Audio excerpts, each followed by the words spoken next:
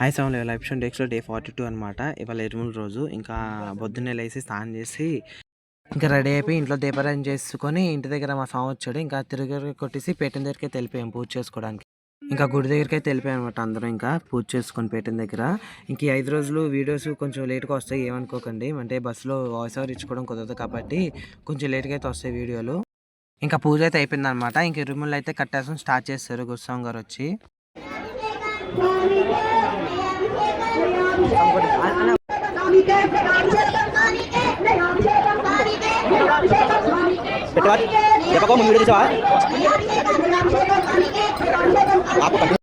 ఇంక ఇరుములు కడతాం అయితే అయిపోయింది. మేము ఆ మధ్యాహ్నం కల్లా అయిపోయినాయి అనమాట ఇరుములు కడతాం. మాకు బస్సు అయితే సాయంత్రం 4కి వచ్చింది.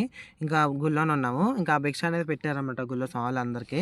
సివిల్ స్వాములు కూడా భిక్ష అయితే పెట్టారు. ఇంకా భిక్ష చేసి మేము మళ్ళీ బయలుదేరిపోయాం అనమాట.